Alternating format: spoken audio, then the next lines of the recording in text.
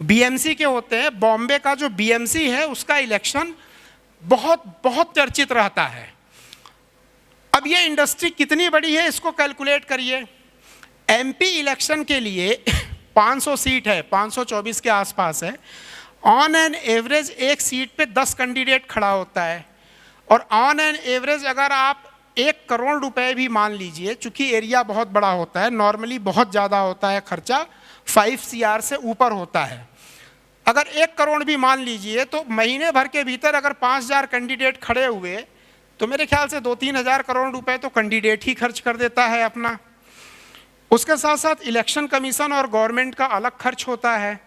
पार्टियां जो होती हैं, जितनी भी पॉलिटिकल पार्टी हैं, वो अलग से खर्च करती हैं। और एक बड़े मज़ेदार चीज़ है, अगर आपको टैक्स नहीं देना है तो भारत में एक ही रास्ता है, आप पॉलिटिकल पार्टी रजिस्ट्रेशन करवा लीजिए, नो टैक्स।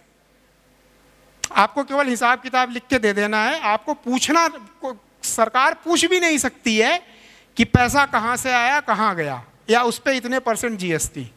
तो ये स्पेशल, इसमें बहुत बवाल हुआ था, मीडिया में ये बहुत चीज़ आई थी कि पॉलिटिकल पार्टियों को टैक्सेशन से छूट, हो सकता है एनजीओ में कहीं ना कहीं टैक्स लग जाए, आप दान देते हैं, चैरिटी करते हैं, उस पर टैक्स लग जाए, लेकिन पॉलिटिकल पार्टियों पे कोई टैक्स नहीं है। पॉलिटिकल पार्टी है, कितना भी चंदा ले सकती हैं, उसको भी कोई नहीं पूछ सकता है। तो ये चीज़ें हैं।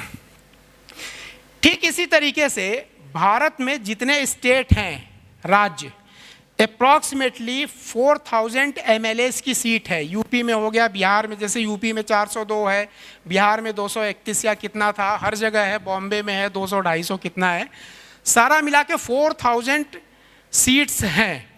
10 कैंडिडेट ऑन एन एवरेज आप मान लीजिए कि नॉमिनेशन करते हैं, और एक कैंडिडेट का आप खर्चा वही मान लीजिए कि लगभग 1 से 2 करोड़ रुपए मान लीजिए, तो कितना बड़ा होगा, 4000 इंटू 10 कर दीजिए, इंटू 1 करोड़ या 2 करोड़ कर दीजिए, तो कितना बड़ा ये टर्नओवर होता है। इस टर्नओवर का फायदा, भाई पैसा कोई घर में तो रखेगा नहीं, चाहे इलेक्शन कमीशन हो, वो डिफरेंट टीवी मीडिया को देता है, अखबार वालों को। देखिए ना, उस टाइम पे अखबार में फुल पेज के एडवर्टीज, आप इमेजिन किसी भी लीडिंग अखबार का फुल पेज फ्रंट का आप एडवर्टीजमेंट देने में बहुत कॉस्टली होता है। आप किसी दिन प्राइस मंगा के देखिए, टीवी पे लीडिंग चैनल पे पर सेकेंड 750 से लेके 1750 रुपए का एडवर्टीजमेंट का कॉस्ट पड़ता है।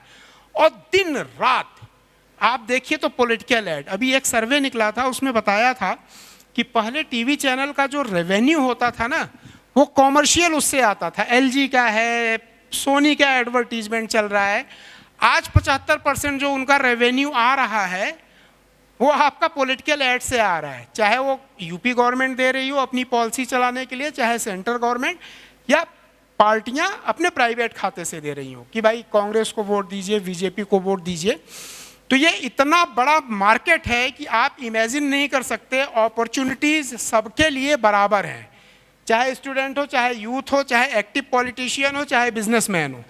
मैं एक आदमी को जानता हूं जो पॉलिटिकल इलेक्शन से रिलेटेड मटेरियल को बेचता है। बिल्ला, आपको झंडा चाहिए, जितनी भी चीज़ें लगती हैं सीने पे लगाने के लिए, कुछ चाहिए, आपकी पार्टी का दुपट्टा चाहिए। और उस इलेक्शन था तो मैंने उसको फ़ोन किया, मैंने बोला मेरे को 50,000 पीसेज ये चाहिए, आउट ऑफ स्टॉक, अवेलेबिलिटी ही नहीं है। और वो केवल यही करता है और कोई काम नहीं करता। इतना टर्नओवर है कि आप ये एक एग्जाम्पल मैं दे रहा हूँ। लोग गाना गाने तक के लोगों को पैसे मिलते हैं, रैली करने तक के, अखबार में या कोई अच्छा स्लोगन बनाने तक के भी पैसे मिलते हैं, social media, Facebook, Twitter account handle करने के भी पैसे मिलते हैं। मेरे एक परिचित ने बताया था कि यही दिल्ली में एक आदमी है, वो किसी बहुत बहुत बड़े नेता का केवल एक काम करते हैं, ट्विटर हैंडल करते हैं, और वो भी दिन में 1-8 ट्वीट आ गया तो आ गया। महीने का शायद वो 12 लाख रुपए लेते हैं इस चीज़ के लिए। इतनी बड़ी सैलरी कहीं नहीं मिलेगी। तो ऐसा नहीं है कि यहाँ पे इनकम नहीं है, क्योंकि ये चीज़ें पर्दे के पीछे हैं।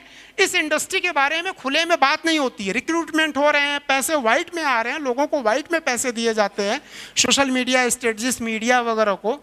लेकिन चूंकि ये इनफॉर्मल टाइप का ये सेक्टर पड़ा हुआ है, तो लोग इसकी तरफ ध्यान नहीं दे रहे हैं। नेक्स्ट स्लाइड करिए, नेक्स्ट।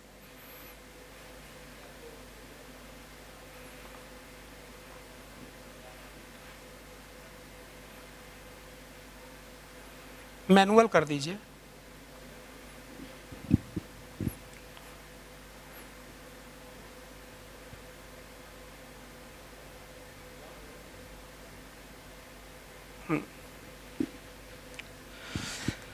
स्टूडेंट, कॉलेज, अगर इनके लिए देखा जाए या इवन प्रोफेशनल्स के लिए भी देखा जाए तो जॉब्स, प्लेसमेंट, कैरियर के लिए क्या हो सकता है? Very high package, service, consulting fees. एक बहुत बड़े पॉलिटिकल कंसल्टेंट है, उन्होंने अभी बोला था 2-3 महीने पहले बिहार में कि 1 या 2 घंटे के लिए उन्होंने 2.5 करोड़ रुपए चार्ज किए थे। आपको याद होगा, मैं नाम नहीं लूँगा। हाँ, और भी बहुत सारे अगर आप देखेंगे अखबार में मिलेंगे कि आवरली बेसिस पे कितनी बड़ी कंसल्टिंग होती है। और अंदाज से अगर मैं बताऊं, अगर एक स्टेट इलेक्शन का, बंगाल का या इन सब का, तो खबरें ऐसी हैं, र्यूमर ऐसी हैं कि एक स्टेट का इलेक्शन हैंडल करने के लिए 400 करोड़, 600 करोड़ 6 महीने के लिए। खुद मैं आपको बताता हूँ, not here, I got an offer from foreign land. अब मैं उसका नाम नहीं लूँगा, हालांकि वो हुआ नहीं, बाद में उसके पीछे कुछ रीज़न आ गया, तो मेरी बात चली थी, सारी चीज़ें फाइनल हो गई थी।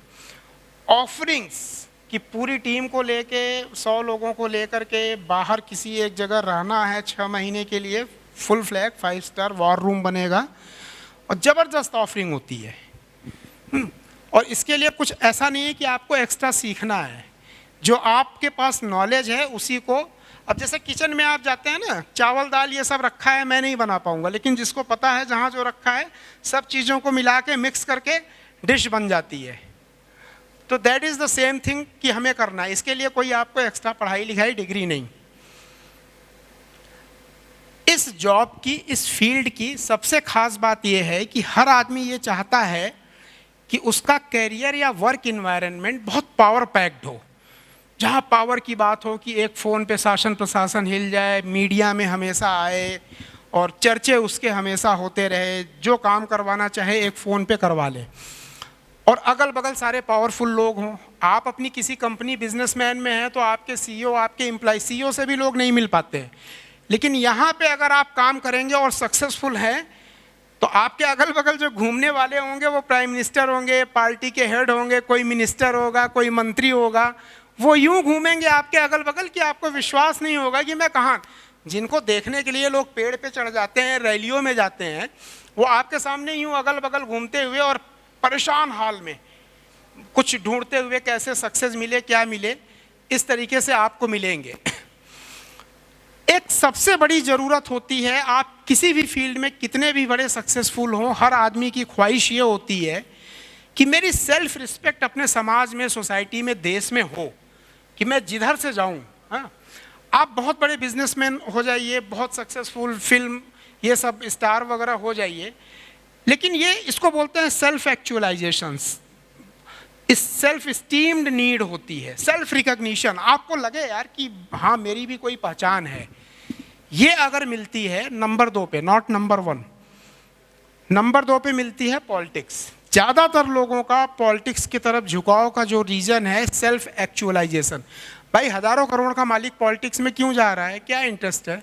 क्योंकि उसको लग रहा है यार कि रुतबा में मैं थोड़ा सा कम हूँ, मुझे ये चीज़ मिलनी चाहिए, इसलिए वो कैसे भी करके राज्यसभा या इलेक्शन लड़ करके वो पॉलिटिक्स में जाता है। जो नहीं जाते हैं वो पॉलिटिकल गलियारे के बड़े क्लोज रहते हैं, बच कोई नहीं सकता है। आप कितने भी बड़े साइंटिस्ट हो, कुछ भी हो, सब आपको असर करेगा पॉलिटिक्स। दूसरी जो मैंने बोला कि सेल्फ एक्चुअलाइजेशन की जो एक नीड होती है, जो भूख होती है, मनोकामना होती है, सेकंड नंबर पे पॉलिटिक्स, फर्स्ट नंबर पे अगर कोई है तो वो है रिलीजन, अध्यात्म। वहाँ पे वो ट्रू सेल्फ एक्चुअलाइजेशन होता है। बाकी पॉलिटिक्स को अगर उसको हटा दे तो पॉलिटिक्स एक ऐसी चीज़ है कि सर्व सिद्धि जिसको बोलते हैं, आपको पावर चाहिए, आपको पैसा चाहिए, आपको फेम चाहिए, आपको पॉपुलैरिटी चाहिए, आपके एक फ़ोन कॉल पे काम होने चाहिए, कोई नल का पानी पूरे शहर के लिए है कि नहीं है, पूरे शहर की बिजली चली जाएगी लेकिन आपकी बिजली नहीं जाएगी। आप अनपढ़ हैं, आप गंवार हैं, अगर मिनिस्टर बन गए तो आपके नाम के आगे माननीय ऑफिशियली लिखा जाएगा। वैसे घर में कोई किसी को भी श्रीमान ये सब नहीं बोलेगा। ये प्रोटोकॉल होता है कि अगर आप मिनिस्टर हैं तो लेटर में हर जगह ये माननीय लिखा जाएगा।